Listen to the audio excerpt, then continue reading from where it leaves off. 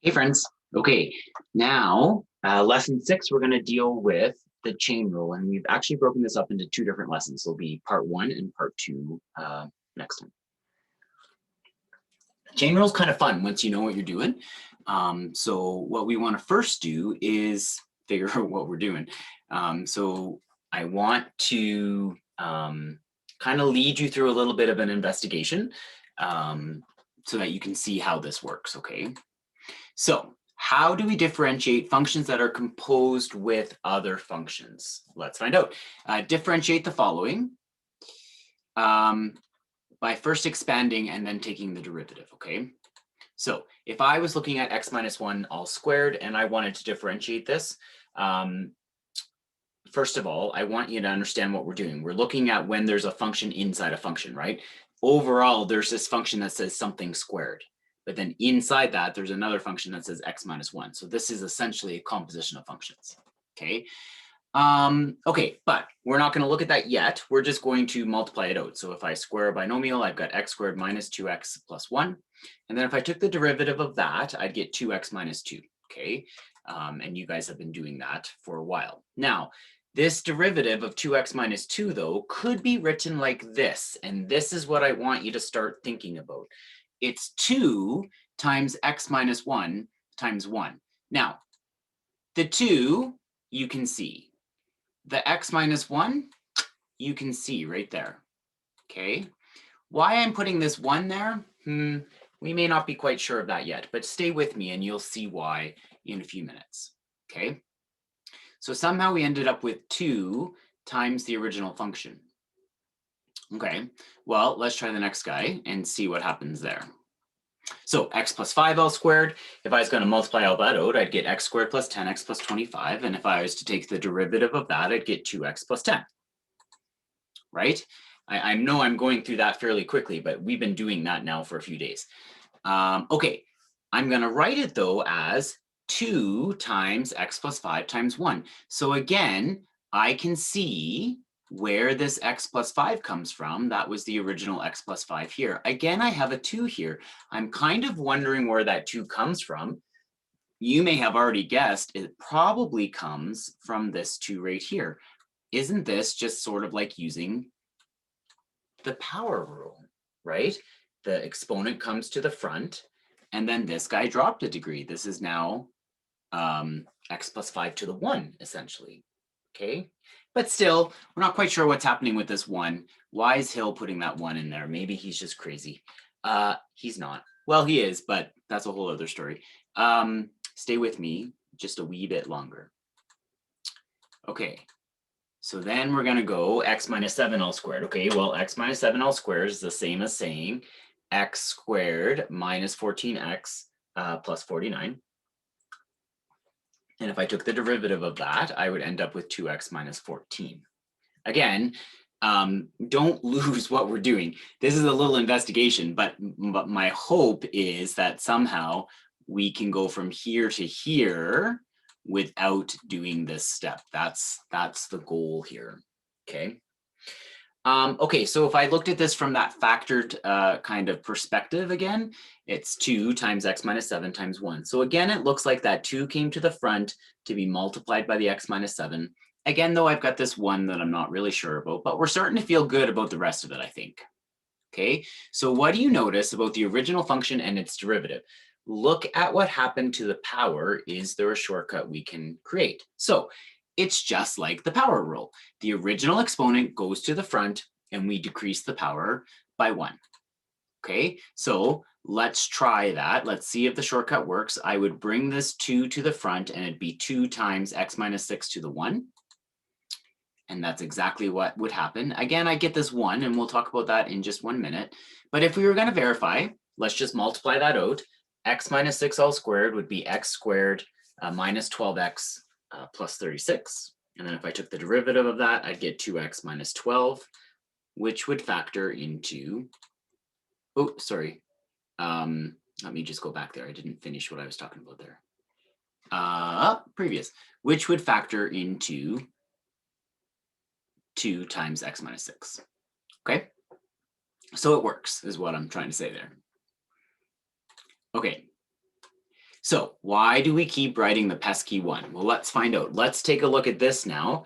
We're going to go 2x plus 1 all squared. If I was to square all of that out, I would get 4x squared plus 4x plus 1. And if I was to take the derivative of that, the 2 would come over, so that'd be 8x plus 4. Okay. Now, if I was going to look at it from a factored form and thinking about this product rule, or sorry, not the product rule, the power rule, sorry, had a little brain fart there. The 2 would come to the front, right? It would get multiplied by this guy. And now it's not multiplied by 1, it's multiplied by 2. And I want to know if you can figure out where this 2 is coming from. And what I want you to see is it's the derivative of the inside function. The derivative of 2x plus 1 is 2. Okay, so essentially the chain rule says we take the derivative of the outside function and we multiply it by the derivative of the inside function. Okay, so then I just cleaned that up. 2 times 2 is 4, so I'm going to call it 4 times 2x plus 1. Okay. So let's try 3x minus 5 all squared. Again, we're just going to multiply this out first while we're trying to figure out how things work. That'll be what, 9x squared minus 30x plus 25. If I was now thinking about using the chain rule, the 2 would come to the front. I'd get multiplied by the 3x minus 5. And then multiplied by the derivative of the inside function. What's the derivative of the inside function? Well, it's 3. Okay, so I would end up with 2 times 3x minus 5 times 3, which gives me 6 times 3x minus 5. Okay, so when we took the derivative of this guy, I ended up with 18x minus 30, right? The 2 came to the front, got multiplied by the 9, and then minus 30. When we took it from the chain rule, I get 6 times 3x minus 5, which is the same as 18x minus 30.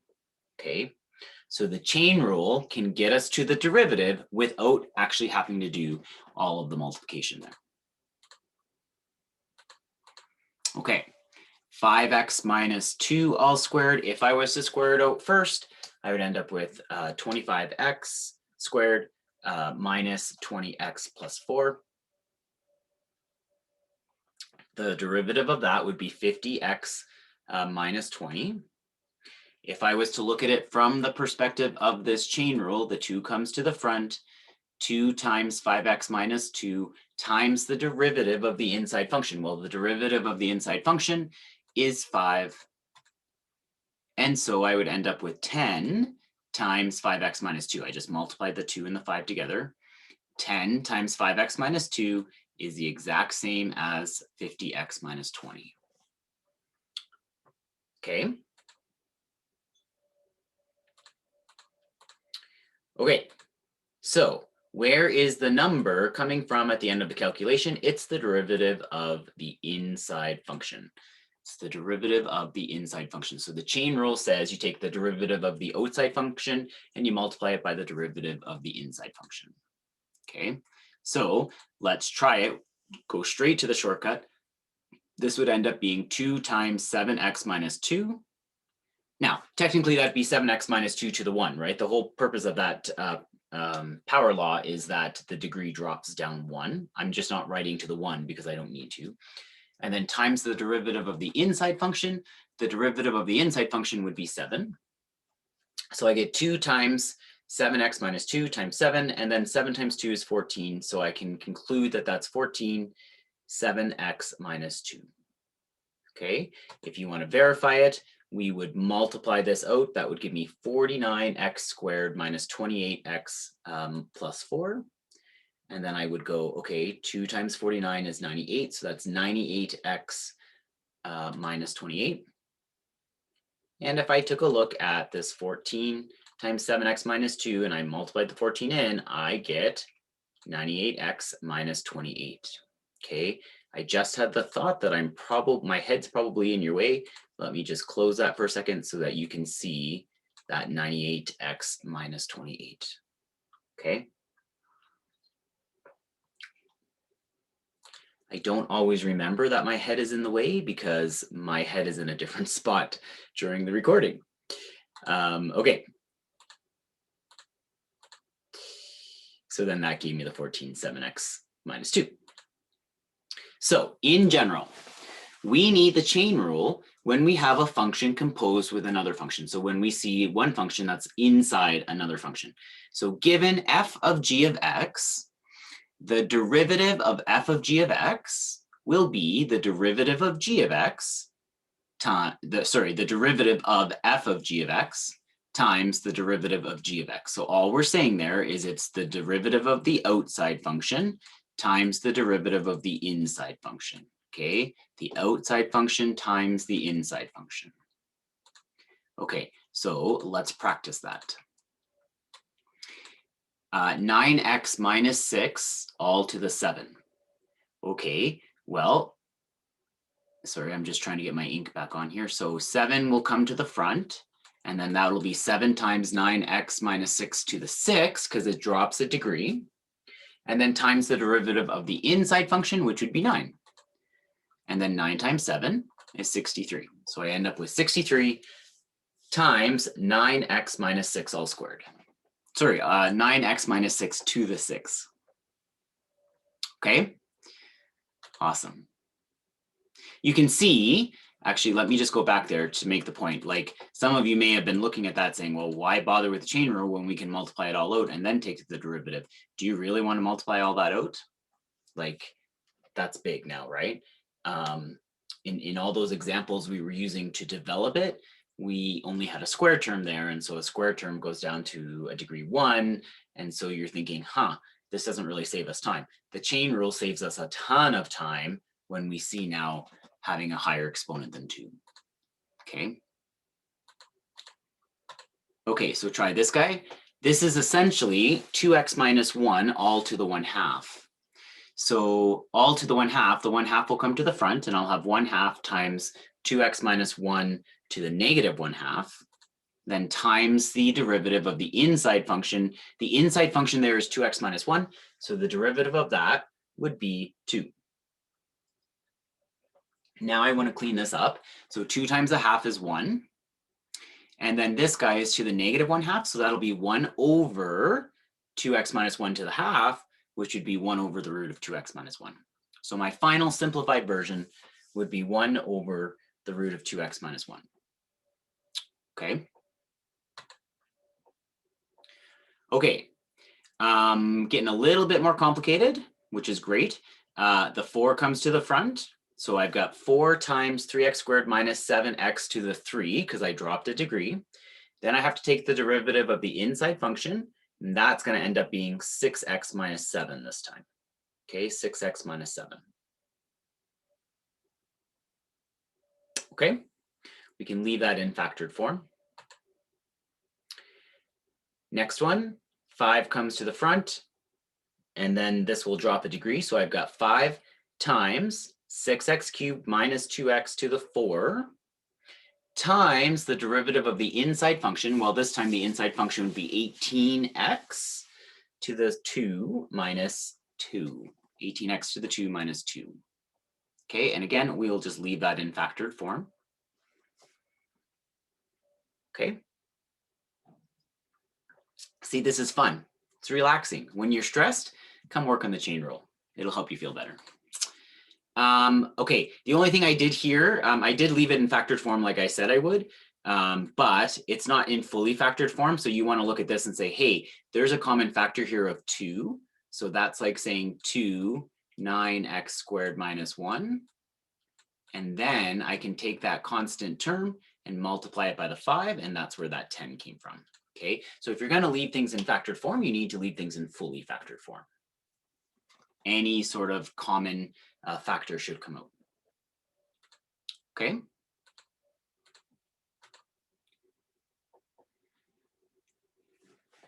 So on that note, One more thing to do. Now that I have 9x squared minus 1, I can, that's a difference of squares. So I will break that down one more time into 3x plus 1 and 3x minus 1.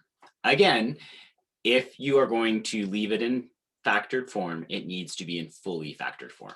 Okay, so now this is as far as I can go. All right, try this guy. So the 4 comes to the front. This will drop a degree. So I'll have 4 times 19x to the 8 minus 7x squared all to the 3. And then times the derivative of the inside function. Well, the inside function here will be 8 times 19, x to the 7, and negative 14x. So I end up with 152 x to the 7 minus 14x. Okay. There is a 152 divided by 14. Doesn't work, but there is an x that's common here, so I'll pull the x out. And there was a 2 that's common, so I pulled the 2 out as well. Okay, so just to make sure you see what I did there, I essentially said, okay, this is going to be written as 2x 76x to the 6 minus 7. And then that 2 got multiplied by the 4 to get the 8x. Okay.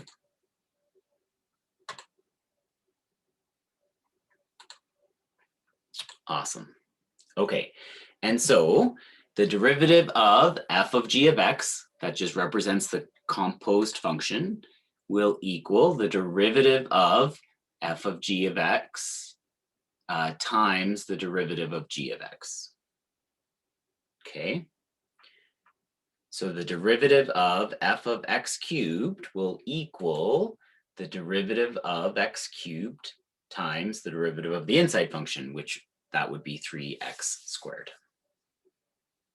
Okay, so again, it's just trying to get you to see we're taking the derivative of the outside function and multiplying it by the derivative of the inside function. That's what the chain rule is stating.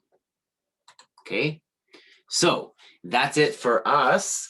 And you can get going on your homework and connect with me if you have any questions. Next up, chain rule part 2. Have a great day, guys.